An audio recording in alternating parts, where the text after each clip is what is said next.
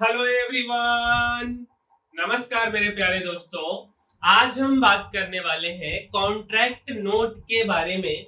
क्या होता है कॉन्ट्रैक्ट नोट पे लिखा हुआ और उसमें किस किस प्रकार का टैक्स लगता है, इन सब के बारे में हम एक एक करके बात करने वाले हैं। तो आइए मेरे भाई, अब तक हम जितना पढ़े हैं उन सब का एक तरह से यहाँ पे कंक्लूजन मिलने वाला है, उसमें से बहुत से पॉइंट्स का, है ना। जैसे हम ब्रोकर के बारे में बहुत बार चर्चा कर रहे थे, ठीक है। क्या चीज के बारे में हम लोग चर्चा किए थे? ब्रोकर के बारे में।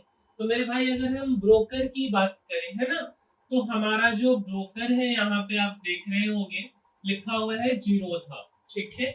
अच्छा, अब आप इसको देखिए यहाँ पे, तो ठीक है, ब्रोकर का नाम आपको दिख गया। इसका जो है बेसिकली जो भी कंपनी है उसका ऑफिस है वो लिखा हुआ है। सेबी से रजिस्टर्ड है तो सेबी का रजिस्ट्रेशन नंबर। सेबी क्या है? तो securities and exchange board of India. और ये इसका फोन नंबर, ठीक है। अच्छा, अब देखिए, अब यहाँ क्या लिखा हुआ है मेरे भाई? कॉन्ट्रैक्ट नोट कम टैक्स इनवॉइस। मतलब क्या हुआ कि ये हमारा कॉन्ट्रैक्ट नोट भी है, साथ साथ में जो भी टैक्स का इनवॉइस है, जो भी हमने सरकार को टैक्स दिया है, उन सब के बारे में इस पे लिखा हुआ है, ठीक है। अच्छा, यहाँ पे tax invoice under section 31 of GST act. Contract note का नंबर आप देखिए, कॉन्ट्रैक्ट नोट 23/24/27/095/0271। यह जो नंबर है मेरे भाई, कॉन्ट्रैक्ट नोट नंबर, यह बहुत ही महत्वपूर्ण होता है। क्योंकि मान करके चलिए कि किसी कारण बस ब्रोकर बोल रहा है कि यार तुम तो शेयर खरीदे नहीं, या कुछ भी डिफिकल्टीज आ जाता है, कुछ प्रॉब्लम आ जाता है ना। तो उस केस में इस नंबर की मदद से ही हम कंप्लेन कर सकते हैं, ठीक है। अच्छा, 28/3/2024 हमारा ट्रेड डेट है, ठीक है। 28/3/2024 क्या है मेरे भाई? तो हमारा ट्रेड डेट, और ये हमारा नाम हो गया। इसके बाद अगर हम देखें तो यहाँ पे हमारा एड्रेस सेक्शन लिखा हुआ है, क्लियर। अच्छा, अगर आप प्लेस ऑफ सप्लाई देखेंगे कि जो भी हमने स्टॉक को खरीदा है वो किस राज्य में सप्लाई किया गया है, तो मेरे भाई बिहार में किया गया है। बिहार का जीएसटी स्टेट कोड 10 है, हमारा पैन नंबर और यूसीसी लिखा हुआ है, ठीक है। अच्छा, और समझिए यहाँ क्या लिखा हुआ है? Trading back office code if different from UCC. यहाँ पे इक्विटी कितना शेयर हमने खरीदा है, अगर फ्यूचर एंड ऑप्शन रहता तो हमारा यहाँ लिखा हुआ था, ठीक है। आगे देखिए, यहाँ पे क्या लिखा है मेरे भाई? Dear Kunal Raj, we have this day done by your order and on your account the following transactions. एक सेटलमेंट नंबर है और ये नंबर हमारा 2024-061 है। सेटलमेंट डेट दिए हुआ है 2024/4/2, ठीक है। और हमने खरीदा कितने को है मेरे भाई? तो 28/3/2024 को। लेकिन जो हमारा सेटलमेंट डेट है वो कितने को दिए हुआ है? तो अगर हम इस बात को देखें तो 28 है ना, मार्च है। तो मार्च है मेरे भाई, तो मार्च कितने दिन का? 31 दिन का। मीन्स की 29, 30 और 31 इधर है, ठीक है। और मेरा सेटलमेंट हो रहा है अप्रैल में, वो भी 2 तारीख को, मीन्स 1 और 2। अगर हम यहाँ पे देखेंगे तो 28 को हमने बाई किया है, 29, 30, 31, 1 को, 2 2 4 5 दिन का गैपिंग है। मतलब क्या हुआ कि यह जो शेयर है मेरे डीमैट अकाउंट में 5वां दिन आ रहा है, जिस दिन हमने खरीदा है। क्या ये 5वां दिन ही रूल होता है? तो आंसर है नहीं मेरे भाई। ट्रेडिंग डे, जिस दिन हमने अपने शेयर को खरीदा है, और उसके बाद का 2 वर्किंग डे, क्या हमने बोला? ध्यान से सुनिए, T+2 डेज। क्या हमने बोला मेरे भाई? T+ में 2 डेज। मतलब क्या हुआ? T फॉर ट्रेडिंग, ठीक है। ट्रेडिंग का क्या मतलब हुआ? जिस दिन हमने स्टॉक को खरीदा, जैसे इस केस में हमने 28 मार्च 2024 को खरीदा, और ये जो 2 दिन है ये हमारा वर्किंग डे होना चाहिए। वर्किंग डे का क्या मतलब हुआ कि मार्केट खुली हुई हो। जैसे अगर हम इसमें देखें तो एक तो हमारा 1 तारीख को क्या है, तो 1 को अप्रैल फूल तो छुट्टी है ना। और इधर भी किसी भी दिन अगर हम सैटरडे संडे ऐसा कुछ रहा होगा, ये अगर हम उस डेट में जाए तब पता चलेगा। ठीक है, इतना बात क्लियर है। और देखिए अगर हम इक्विटी की बात करें, ऑर्डर नंबर, ठीक है, यहाँ पे लिखा हुआ है order time.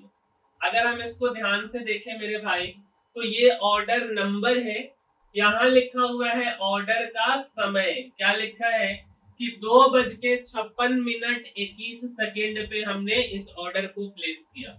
Trade number 2:56:44, sorry ये ट्रेड टाइम है, ट्रेड नंबर ये है, और ट्रेड टाइम 2:56 पे ऑर्डर डाले, 44वां सेकेंड पे मुझे ये सामान मिल गया। ठीक है, सिक्योरिटी कॉन्ट्रैक्ट डिस्क्रिप्शन में एनडीटीवी इक्विटी, और ये कुछ कॉन्ट्रैक्ट डिस्क्रिप्शन जिससे कि हम क्या बोल सकते हैं, ऑर्डर नंबर हम इसको बोल सकते। ठीक है, लास्ट का आप देखेंगे तो 10:29 है। अगर हम इसको देखें मेरे भाई तो ये किधर गया आपका, चलो इतना को आप पहले समझो। INE 15 ये कुछ इसका है, इक्विटी है, और इससे रिलेटेड कुछ डिस्क्रिप्शन दिया गया है। हमने बाई किया है तो बाई के लिए बी लिखा हुआ है। एक्सचेंज मतलब NSE, नेशनल स्टॉक एक्सचेंज, कितना हमने खरीदा है, 68 क्वांटिटी। रेट हमारा क्या है, 212 रुपया 50 पैसा। ठीक है, और 212 रुपया 50 पैसा। उसके बाद हमारा क्या है, तो यहाँ ब्रोकरेज का एक सेक्शन है। आगे जब हम जाएंगे तो यहाँ पे net total before levies rate 14,450 रुपया का हमने इस शेयर को खरीदा है। ठीक है, और समझिए अब अगर हम नीचे देखें मेरे भाई, तो एक यहाँ पे लिखा है पे इन पे out obligation, taxable value of supply brokerage, exchange transaction charges, clearing charges, CGST @9% of brokerage SEBI transaction and clearing charges, SGST, IGST, securities transaction tax, SEBI turnover fees, stamp duty, net amount receivable payable by the client. ये सारा term पहले हम आपको एक एक करके समझाते हैं मेरे भाई, आइए देखते हैं, फिर इसके बाद हम एक बार आपसे बात करेंगे, है ना। सबसे पहला सा बात की जिसके बारे में हम चर्चा कर रहे थे, तो मेरे भाई हम किसके बारे में चर्चा कर रहे थे, तो हम यार कॉन्ट्रैक्ट नोट के बारे में चर्चा कर रहे थे, है ना। कॉन्ट्रैक्ट नोट के बारे में क्या होता है कॉन्ट्रैक्ट नोट, तो हम अगर कॉन्ट्रैक्ट नोट की बात करें, देखिए तो क्या लिखा है, a contract note in simple is like a detailed receipt और bill that your stock broker gives you every time you buy or sell shares or other securities in the stock market. It is an official document that proves your trades happened and lists all the important details about them. Simple भाषा में बोला जाए तो contract note basically एक detail है, एक receipt बोल लीजिए, रिसिप्ट बोल लीजिए, या आप बिल बोल लीजिए, जो आपका स्टॉक ब्रोकर जब आप स्टॉक को खरीदते हो या बेचते हो तब आपको दिया जाता है। ठीक है, और यह एक ऑफिशियल डॉक्यूमेंट है जो कि यह प्रूव करता है कि आपने उस स्टॉक को खरीदा या बेचा है। क्लियर। अब कॉन्ट्रैक्ट नोट में क्या क्या होता है, जो कि मैंने आपको लाइव भी दिखाया कि the name of the stock और सिक्योरिटी यू बाय अबाउट और सोल्ड। मेरे केस में अभी क्या था, तो एनडीटीवी था। How many shares you traded, तो हमने कितना शेयर जो ट्रेड किया वो दिया हुआ था। The price at which each share was bought और सोल्ड, जिस प्राइस पे शेयर हमारा खरीदा या बेचा गया है। The time and date of your trade, all the charges you paid such as brokerage fee, taxes and other costs, whether you bought or sold the security, the total amount you need to pay or will receive after all charges। तो यही सारा कुछ तो हमारे contract note पे दिए हुआ था। अब बात आता है कि ये सब का निगरानी कौन करता है, तो इन सब का निगरानी सेबी करता है, securities and exchange board of India, जो कि रेगुलेटर है। जैसे हमारे नियर बाई में पुलिस या इंस्पेक्टर होता है, उसी तरीके से सेबी फाइनेंशियल मार्केट का इंस्पेक्टर है, सॉरी, ठीक है। अब आप कॉन्ट्रैक्ट नोट में क्या क्या देखा है, जो टैक्स देखा उसको क्लैरिफाई कर दे। तो मेरे भाई सबसे पहला जो टैक्स आपने देखा वो एसटीटी है, सिक्योरिटी ट्रांजैक्शन टैक्स, जो कि थोड़ा सा ज्यादा लगता है ना। तो हम इसके बारे में पहले बात कर लेते हैं। एसटीटी यानी सिक्योरिटी ट्रांजैक्शन टैक्स एक सीधा डायरेक्ट टैक्स है, ध्यान से समझिएगा।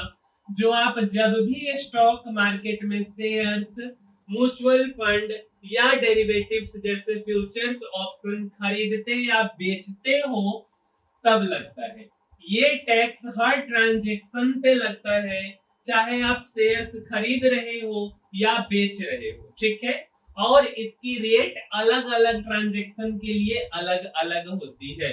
मीन्स सिंपल भाषा में, अगर हम कुछ भी खरीदेंगे या कुछ भी बेचेंगे स्टॉक मार्केट के अंदर, तो एक डायरेक्ट टैक्स लगेगा और उस टैक्स का नाम है सिक्योरिटीज एंड ट्रांजैक्शन टैक्स। अब बात आता है कि ठीक है, इस बात को मैंने तो समझ लिया, बट ये क्यों लगता है, क्या पर्पस है इसके लगने का, है ना। तो मेरे भाई ये क्यों लगता है, तो आपके सरकार को इससे रेवेन्यू मिलता है। एसटीटी से गवर्नमेंट को हर स्टॉक मार्केट ट्रांजैक्शन से पैसा मिलता है, जो देश के डेवलपमेंट और वेलफेयर प्रोजेक्ट्स में यूज होता है। जैसे मान करके चलिए हम एक छोटा सा एग्जांपल लेते हैं, अभी ऑपरेशन सिंदूर हुआ जो कि पाकिस्तान के ऊपर अटैक किया गया, तो इतना जो खर्च आया वो कहां से आया, तो हमने जो टैक्स भरा है उसी टैक्स से ना ये सारा कुछ होता है। तो इसलिए टैक्स काफी जरूरी है। तो पहला बात ये हो गया। दूसरा कि टैक्स कलेक्शन आसान होता है। पहले सिक्योरिटीज पे अलग अलग जगह पे टैक्स लगता था जो कॉम्प्लिकेटेड था, लेकिन एसटीटी से एक ही जगह पे टैक्स लग जाता है और इसलिए टैक्स कलेक्शन सिंपल हो गया है।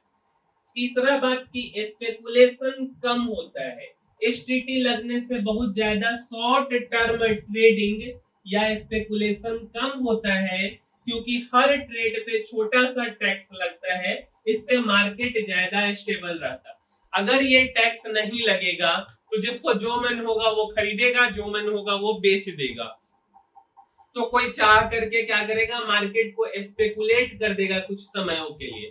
बट ये टैक्स लगने से थोड़ा सा स्पेकुलेशन कम होता है और मार्केट स्टेबल मोड में रहता है, ना बहुत ज्यादा ऊपर ना बहुत ज्यादा नीचे जाता है। अगर ये ना लगे तो जितना फ्लक्चुएशन है शायद उससे भी ज्यादा फ्लक्चुएशन हो जाए। अब आप हमारे कॉन्ट्रैक्ट नोट पे सबसे पहला लाइन जो देखे थे वो आपने क्या देखा था, तो अगर मैं आपको ये चीज दिखाना चाहूं, सबसे पहला आपने कॉन्ट्रैक्ट नोट पे क्या देखा, देखिए तो ध्यान से। तो आपने एक तो चीज देखा है सिक्योरिटी ट्रांजैक्शन टैक्स, ये हमने बात कर लिया। एक देखा है पे इन पे आउट ऑब्लिगेशन, तो हम इसके बारे में समझ लेते हैं कि पे इन पे आउट ऑब्लिगेशन क्या होता है। मेरे भाई पे इन पे आउट ऑब्लिगेशन में सबसे पहले हम बात करते हैं पे इन के बारे में, ठीक है। क्या चीज के बारे में हम सबसे पहले बात कर लेते हैं, तो मेरे भाई हम सबसे पहले पे इन के बारे में बात कर लेते हैं। देखिए तो पे इन ऑब्लिगेशन की बात करें तो इसका क्या मतलब होता है। पे इन का मतलब है आपको कुछ देना है ना, या तो पैसा हो या शेयर हो जाए, ठीक है। कब होता है पे इन, जब आप शेयर्स खरीदते हो तो आपको पैसा देने होते हैं, ये आपको पे इन है। मतलब जब हम किसी शेयर को खरीदेंगे तो मुझे पैसा देना होगा, और पैसा देना होगा मतलब ये पे इन हो गया। क्या ये बात क्लियर है? और समझिए, जब आप शेयर्स बेचते हो तो आपको शेयर्स देने होते, ये भी पे इन है। जब आप शेयर खरीदोगे तो पैसा देना होगा, पे इन है। जब आप शेयर बेचोगे तो आपको शेयर देना पड़ेगा, वो भी पे इन है। क्लियर? अच्छा, किसको देना है, तो आपको ब्रोकर को या स्टॉक एक्सचेंज को देना है। एग्जांपल समझिए, आपने 100 शेयर खरीदे तो आपको उनकी कीमत पैसा पे इन करना है, और 50 शेयर बेचे तो आपको 50 शेयर पे इन करना है। किसको देना है? तो स्टॉक एक्सचेंज या ब्रोकर को। सिंपल भाषा में पे इन का मतलब या तो पैसा दीजिए या तो शेयर दीजिए। क्लियर है? दूसरा बात है पे आउट ऑब्लिगेशन। इसका क्या मतलब हुआ? तो पे आउट का मतलब है आपको कुछ मिलना है, या तो पैसा या शेयर। कब होता है? जब आप शेयर्स बेचते हो तो आपको पैसा मिलता है, ये आपका पे आउट है। जब आप शेयर खरीदते हो तो आपको शेयर मिलते हैं, ये भी पे आउट है। किससे मिलेगा? तो ब्रोकर या स्टॉक एक्सचेंज से। ठीक है, सिंपल भाषा में अगर हम बोले तो शेयर अगर आपको खरीदना है, ठीक है, तो पे इन आपको क्या हो गया? पैसा देना होगा। और जब आप शेयर बेचेंगे तो आपको शेयर देना है, ये पे इन के अंदर आ जाएगा। पे आउट क्या हो गया? जब शेयर आपको खरीदना है, ठीक है, तो पे आउट आपको क्या करना होगा? शेयर्स। और जब शेयर बेचना है तो आपको पे आउट क्या, आपको क्या मिलेगा? तो पैसा मिलेगा या तो शेयर मिलेगा। यही है। क्लियर बात है? चलिए आगे बात करते हैं। अब यार एक चीज होता है taxable value of supply brokerage. ये भी चीज हमारे कॉन्ट्रैक्ट नोट में लिखा हुआ है। तो एक होता है CGST, central goods and services tax, और एक होता है एसजीएसटी। अगर आप इसको लिखना चाहें तो आप लिख सकते हैं। सीजीएसटी का मेरे भाई मतलब होता है सेंट्रल, क्या होता है सीजीएसटी का मतलब? तो मेरे भाई central goods and services tax. क्या हमने बोला? सीजीएसटी का मतलब तो central goods and services tax.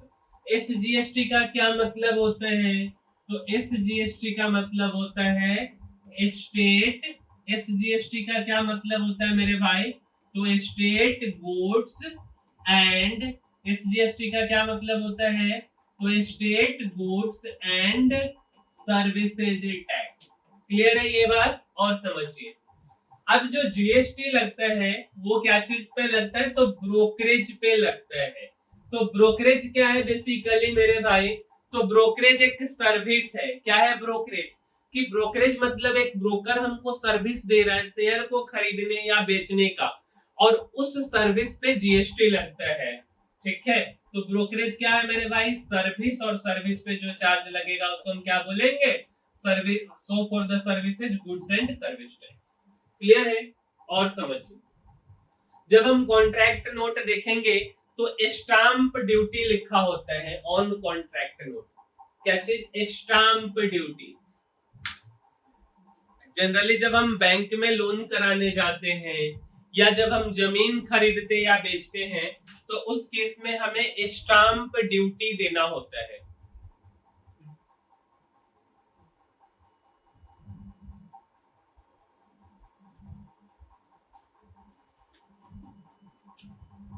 तो मेरे भाई जो स्टाम्प ड्यूटी है उसके बारे में बात कर लेते हैं। Stamp duty is a small government tax that you pay. Stamp duty क्या है मेरे भाई? तो एक small government tax that you pay when you buy shares, mutual funds और other securities in the stock market. This charge is clearly mentioned on your contract note which acts as your official bill for the trade। Basically क्या है? तो ये भी एक government tax ही है। कौन इसको पे करता है? तो केवल ओनली द बायर पे करता है स्टाम्प ड्यूटी। अगर आप शेयर को बेचोगे तो आपको ये पे नहीं करना होगा। क्लियर? कितना पे करना होता है? तो रेट डिपेंड करता है आपके ट्रेड के टाइप पे। अगर हम इक्विटी डिलीवरी कर रहे हैं, मतलब शेयर खरीद रहे हैं, लॉन्ग टर्म शेयर, तो 0.015% ऑन द बाई अमाउंट। अगर हम इंट्राडे कर रहे हैं, बाई या सेल कर रहे हैं, तो 0.003% ऑन द बाई अमाउंट केवल। अगर हम फ्यूचर्स कर रहे हैं तो 0.002% बाई अमाउंट पे, ऑप्शंस कर रहे हैं 0.003% बाई अमाउंट पे, करेंसी पे 0.0001% on the by amount. Clear? कहां पे ये दिखेगा? तो स्टाम्प ड्यूटी आपके कॉन्ट्रैक्ट नोट पे दिख जाएगा। ये क्यों चार्ज किया जाता है? तो बेसिकली एक लीगल रिक्वायरमेंट है और गवर्नमेंट को अर्न कर मतलब रेवेन्यू कमाने में ये भी मदद करता है। ठीक है, अगला है हमारा सेबी का टर्नओवर फी। ये सारा हमारे कॉन्ट्रैक्ट नोट पे था। तो क्या है सेबी टर्नओवर फी? तो बहुत ही स्मॉल चार्ज है जो कि that you pay to securities and exchange board of India. हर समय अगर आप खरीदो या बेचो, डेरिवेटिव हो या दूसरा कोई सिक्योरिटीज हो मार्केट में, इससे क्या होता है, सेबी रेगुलेट और रन करता है स्टॉक मार्केट को स्मूथली। कितना देना होता है? तो अधिकांशतः सिक्योरिटी शेयर फ्यूचर ऑप्शन के लिए 0.0001% total trade value, total turnover का लेता है कि 10 लेगा। 1 करोड़ का अगर आप ट्रेड करोगे तो 10 रुपया लेगा। अगर हम डेब्ट सिक्योरिटी जैसे बॉन्ड की बात करें तो ये 0.4025% मीन्स 1 करोड़ अगर हम ट्रेड करते हैं बॉन्ड या सिक्योरिटीज में तो 2.5 रुपया लेगा। कौन कलेक्ट करता है? तो आपका ब्रोकर इसको कलेक्ट करता है आपसे और स्टॉक एक्सचेंज को पास कर देता है और स्टॉक एक्सचेंज सेबी को दे देता। क्यों ये चार्ज लिया जाता है? तो सेबी को वर्क करने में सेफली, फेयर और वेल रेगुलेटेड मदद करता है। एक नया इसमें चीज जुड़ा है कि 3 अप्रैल 2025 से 18% GST is added on top of SEBI turnover fee, making the total slightly higher for traders. Means कि अब ये थोड़ा सा और बढ़ा दिया गया। एक आप देखे होंगे हमारे कॉन्ट्रैक्ट नोट में कि सीजीएसटी, एसजीएसटी, उसके नीचे लिखा होगा 99% के बाद आईजीएसटी। इसको समझते हैं, integrated goods and services tax. ठीक है, आईजीएसटी एक टैक्स है जो तब लगता है जब कोई माल या सर्विस एक स्टेट से दूसरे स्टेट में बेचा या भेजा जाता है। ये जीएसटी सिस्टम का एक हिस्सा है जो इंडिया में जुलाई 2017 से लागू हुआ था। कैसे काम करता है आईजीएसटी?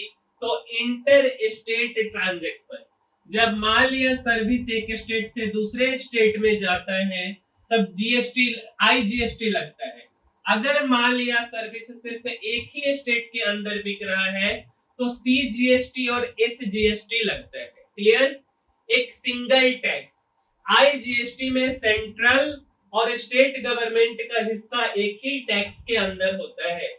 मतलब CGST plus SGST equal to IGST, integrated goods and services tax.